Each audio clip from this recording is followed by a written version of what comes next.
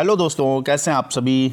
I hope आप सब अच्छे होंगे, सब मज़े से होंगे और सीटेट के लिए अच्छी तैयारी कर रहे होंगे।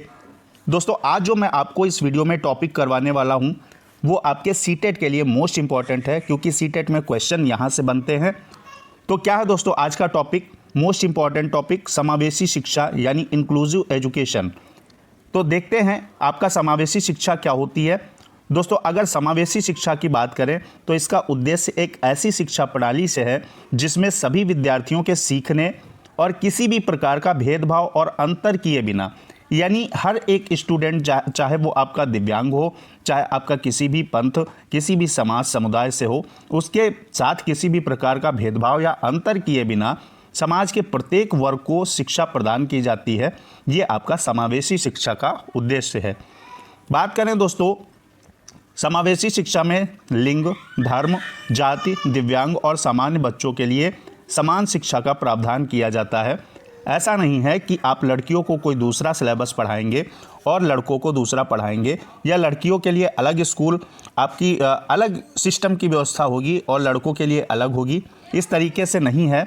इसमें क्या है दोस्तों, लिंग, धर्म, जाति और उनकी डिसेबिलिटी को उसी प्रकार से रखेंगे, उसी प्रकार से शामिल करेंगे जैसे आप सामान्य बच्चों को ट्रीट कर रहे हैं। तो ये आपका रहा समावेशी शिक्षा का उद्देश्य। इसमें ऐसी शिक्षा का प्रावधान किया जाता है। अब इससे रिलेटेड आपके क्वेश्चन जो एग्ज़ाम के अंदर पूछे जाते हैं उनको कर लेंगे, ताकि आपको पता चले किस टाइप से आपके क्वेश्चन बन रहे हैं समावेशी शिक्षा से। ठीक है, समावेशी शिक्षा का अर्थ क्या है, वेरी मोस्ट इंपॉर्टेंट है। अब तक आप जान चुके होंगे, अभी देखेंगे। ए ऑप्शन कह रहा है विविध ज़रूरत वाले विद्यार्थियों को अलग अलग स्कूल में पढ़ाना। यहाँ आपका पढ़ाना होगा, ये आपका क्या हो जाएगा, रॉन्ग हो जाएगा। एक जैसी स्कूल व्यवस्था स्थापित करना जहाँ सभी विद्यार्थियों की ज़रूरतें पूरी हो सकें। विद्यार्थियों को उनके प्रदर्शन के आधार पर अलग अलग समूह में बांटना, बिल्कुल आपको अलग अलग नहीं करना है, ये बात याद रखना है सीटेट के अंदर। विद्यार्थी को स्कूल में दाखिला देकर उस पर स्कूली व्यवस्था में समायोजित होने का भार डालना, ये भी आपको नहीं करना है। तो आपके ACD निगेटिव हो जाएंगे। आपका सही आंसर जो होगा वो B ऑप्शन हो जाएगा। अगला क्वेश्चन लेंगे। अगला क्वेश्चन दोस्तों क्या है कि समावेशी शिक्षा के अनुसार सभी विद्यार्थी अपनी सर्वोत्तम क्षमताओं को प्राप्त कर सकें, यह सुनिश्चित करने के लिए किन सिद्धांतों का पालन करना चाहिए। समता, समानता, पक्षपात, पृथक्करण। तो इसमें आपका पृथक्करण, तो ये आपका पृथक नहीं करना है, यानी अलग अलग नहीं करना है। प्रीजुडिस यानी पक्षपात, ये भी नहीं करना है। समानता की बात करें और समता की, तो समानता दोस्तों क्या है, समानता जैसे आपने देखा कि एक डिसेबल कोई बच्चा है, यानी आपका दिव्यांग है, और एक अच्छा बच्चा है, तो अगर दोनों को सेम संसाधन दोगे, आपने जैसे क्लास में क्या किया, एक कमज़ोर बच्चा है और एक अच्छा बच्चा है, दोनों को एक ही प्रकार से अगर आप ट्रीट करते हो और रिज़ल्ट नहीं आता है भाई, क्योंकि अच्छा बच्चा जो है वो जल्दी चीज़ों को सीख जाएगा और जो थोड़ा वीक बच्चा है वो देर में सीखेगा। लेकिन आपने तो कहा कि हमने अच्छे से सिखाया है, सबको सिखाया है, लेकिन फिर आपका जो कमज़ोर वाला बच्चा है वो क्यों मार्क्स कम लाया, वो इस तरीके से आप क्या करेंगे, यहाँ पे आपका क्या हो जाएगा, ये समानता हो जाएगी। तो आपने तो कहा हमने भाई समान साधन दिए हैं, तो यहाँ क्या हो जाएगा आपका, ये समानता बोली जाती है। तो यहाँ पे आपको ये भी आपका रॉन्ग हो जाएगा। दोस्तों बात है यहाँ समता की। समता दोस्तों ये इक्वलिटी नहीं, इक्विटी। जैसे आपका एक दिव्यांग बालक है या बच्चा है, उसको आपने दे दिया, एक एग्जाम्पल के तौर पर देखते, उसको एक आपने बाइक दे दी और एक दे दी अच्छे बच्चे को जो दिव्यांग नहीं है। तो इसमें क्या होगा, आपने कहा रेस लगाओ। अब क्या आप सोच सकते हैं कि ये वाला रेस लगा पाएगा जो दिव्यांग बच्चा है, नहीं लगा पाएगा। तो दोस्तों क्या करना है, इसको इसके हिसाब से ट्रीट करना है और इसको इसके हिसाब से ट्रीट करना है, इसे बोलते हैं इक्विटी। तो दोस्तों क्या है, इक्विटी यहाँ पे आपका राइट जवाब हो जाएगा, समता। ठीक है, तो इस चीज़ को उम्मीद है आप भली भांति समझ गए होंगे। अगला जो क्वेश्चन है आपका क्वेश्चन है दोस्तों, समावेशी शिक्षा के विकास में चुनौतियां और बाधाएं क्या हैं। कठोर स्कूल प्रणाली, सहयोग की कमी, अपर्याप्त और अनुचित राज्य प्रावधान। तो इसमें आपको ये भी निगेटिव लग रहा है, ये भी आपका निगेटिव लग रहा है और ये भी, इसका कोई मतलब नहीं है दोस्तों। चुनौतियां और बाधाएं कौन कौन सी हैं, एक तो कठोर स्कूल प्रणाली भी बाधा है, ठीक है। सहयोग की कमी भी बाधा है, चाहे वो किसी की तरफ से हो, पेरेंट्स की तरफ से हो या किसी की तरफ से हो। अपर्याप्त और अनुचित राज्य प्रावधान, ये भी एक चुनौती और बाधा है। तो यहाँ ए बी सी सारे सही हो जाएंगे, फोर्थ ऑप्शन आपका सही हो जाएगा। अगला क्वेश्चन दोस्तों क्या है, चैनल को सब्सक्राइब करके बेल आइकन जरूर प्रेस कर दीजिएगा ताकि मैं वीडियो आप तक चैनल पर अपलोड करूं और आप तक तुरंत पहुंच जाए और आप 120 प्लस सीटेट का स्कोर लेके चलिए।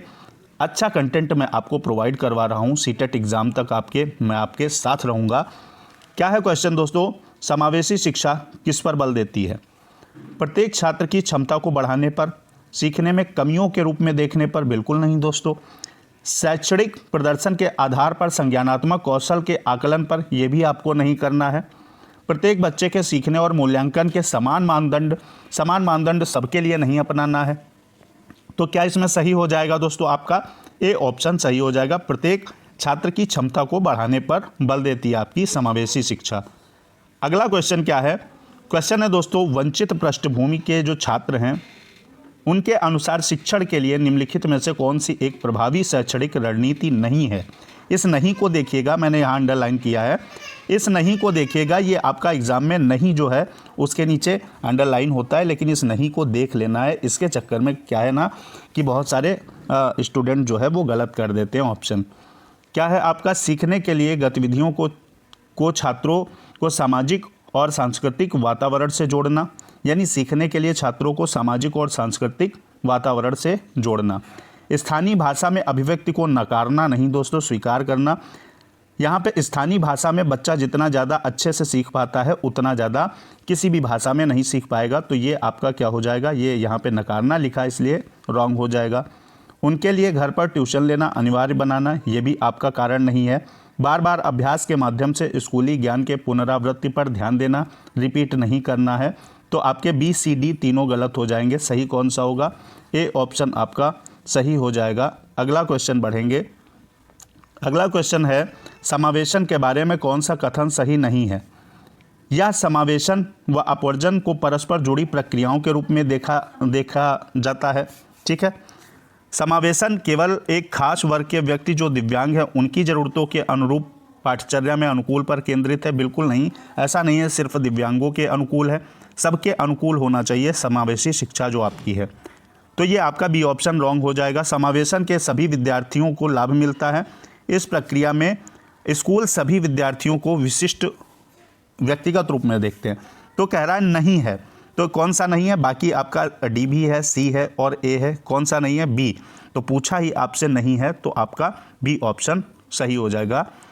अगला क्या है क्वेश्चन? अगला दोस्तों क्वेश्चन है आपका, एक समावेशी कक्षा में एक शिक्षक को विशिष्ट शैक्षिक योजनाओं को तैयार नहीं करना चाहिए, कभी कभी तैयार करना चाहिए, सक्रिय रूप से तैयार करना चाहिए या तैयार करने के लिए हतोत्साहित होना चाहिए। तो हतोत्साहित वर्ड आपका निगेटिव है, देखते ही काट देना है। तैयार नहीं करना चाहिए, ये भी आपका गलत हो जाएगा। कभी कभी तैयार करना चाहिए, गलत हो जाएगा। सही ऑप्शन आपका होगा सी, सक्रिय रूप से तैयार करना चाहिए। तो आज के इस वीडियो में हमने समावेशी शिक्षा को समझा है और उससे रिलेटेड क्वेश्चन जो सीटेट के अंदर पूछे जाते हैं उनको किया है। अगले वीडियो में एक और इम्पॉर्टेंट टॉपिक आपके लिए आएगा। तब तक के लिए पढ़ते रहिए। जय हिंद, वंदे मातरम।